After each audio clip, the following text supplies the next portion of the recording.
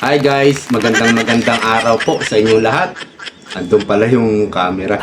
Nalilito ako. Hindi ako sanay dito sa patayo na camera eh. Nasa taas pala yung camera. So, ulitin natin. Magandang araw po sa inyo lahat. At salamat naman sa Poong May Kapal dahil humina yung bagyo bago pa man tumama o lumapit yung mata ng bagyo dito sa amin. Ganun pa man, nakikiramay po tayo sa mga nasalanta ng bagyong Uwan at ganun na rin kay bagyong Tino. Bumawi na lang po kayo sa 2028. Ipunin nyo yung galit nyo. Huwag nyo nang iboto yung mga kasabwat ni Marcos at ni Romualdez. Kilala nyo naman kung sino mga magnanakaw na yan. Huwag nyo nang iboto. So, dun nyo ibawi yung galit nyo. Speaking of corruption, Daniel Padilla bumanat na rin kay Marcos Araneta at Romualdez government. Sino bang administrasyon? Diba? Marcos Araneta Romualdez. Bihira lang po magsalita itong si Daniel Padilla, especially sa politika, sa issue ng bayan. Bihira lang po magsalita yan. At tayo po'y natutuwa. Okay na okay po ito. Maganda ito na nagsasalita ang mga kilalang personalidad kagaya ni Daniel Padilla. Maganda po dahil kapag tayo po ay nagsalita, hindi naman tayo kilala, hindi tayo sikat. Kailangan natin magpaulit-ulit-ulit hanggang sa mag-viral yung video natin. Baka sakaling may isang video na mag-viral at mag-spread, so mas lalawak yung mga makakapakinig sa mensahe natin. Unlike kapag isang kilala, isang sikat, kagaya ni Daniel Padilla, ang nagsalita, talagang kalat agad, no? Yung mensahe niya, napipick up agad. So, dito nga po sa balita ng Philstar, basahin muna natin yung sinabi niya. Bakit ang mga lumalaban sa korupsyon ang hinuhuli at hindi ang mismong corrupt? Yan yung sabi ni Daniel Padilla, no? At ito po ay pinick up ng Philstar, no? Ayan. Daniel Padilla airs frustration over corruption by Kathleen A. Lemit, Philstar.com. Ayan Philstar po yan, kaya hindi po ito fake news. Ang Philstar po ay isang kilala at malaking dyaryo dito sa Pilipinas. Meron pong petsa, November 10, 2025. Okay? Basahin natin yung ulat ng Philstar. Ito. Actor Daniel Padilla expressed his frustration over corruption in the country. The actor reposted a carousel of quote and art cards by a page called Haktivista. Bakit ang mga lumalaban sa korupsyon ang hinuhuli at hindi ang mismong corrupt? So, dito, bakit nakapagsalita si Daniel Padilla ng ganito? At sino yung sinasabi niyang hinuhuli? Daniel Padilla is a man. He is 30 years old. So, hindi na siya bata. Alam ni Daniel Padilla ang nangyayari sa gobyerno. Alam niya, no? Kung sino yung mga kurakot.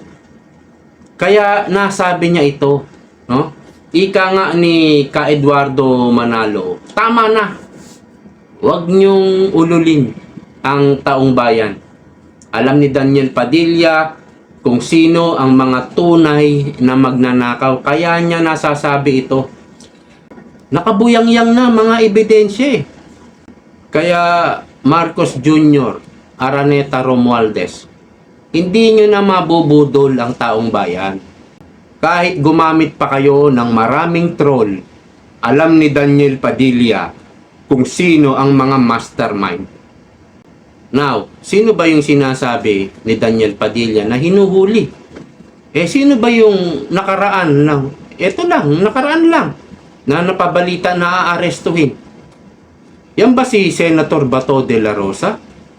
Hindi natin alam kung sino yung tinutukoy niya. Wala naman kasing ibang napabalita na aarestuhin kung di si Senator Bato de la Rosa. Kaya nasabi ni Daniel Padilla, bakit ang mga lumalaban sa korupsyon ang hinuhuli at hindi ang mga mismong korap? Alam siguro ni Daniel Padilla, si Bato de la Rosa, lumalaban talaga sa korupsyon. At speaking of Padilla, nandyan po yung tito niya, si Senator Robin Padilla. Naiimpluwensyahan ba siya ni Senator Robin Padilla dahil pamangkin siya? Hindi siguro, dahil sabi ko nga kanina, he's a man, 30 years old na. Hindi na siya bata. So meron na siyang prinsipyo, may sarili na siyang paninindigan. At kung hindi ako nagkakamali, ito yata yung ika-100 days kung saan sinabi ni Bongbong Marcos sa SONA na mahiya naman kayo. Hindi ako sure, ano? Pero ito yata yung ika-100 days. Hanggang ngayon, wala pang napapakulong ang presidente natin. Ang gustong paimbestigahan, yung Dolomite Beach sa Manila Bay. Bakit? Ha? Kasi sigurado, no, habang dinidinig, kung matuloy man yan, yung hearing na yan, habang dinidinig yung Dolomite Beach, sigurado, pakapi-kapi lang yung mga magnanakaw. Baka nagsasanmig light pa yan, nagre-red horse sa tabi ng swimming pool, pa-relax-relax. Nililigtas nila ang mga tunay na magnanakaw. Kaya nga sinabi ni Daniel Padilla, yung mga lumalaban sa korupsyon, yun ang hinuhuli nyo. Hindi yung mga tunay na magnanakaw. O, di ba?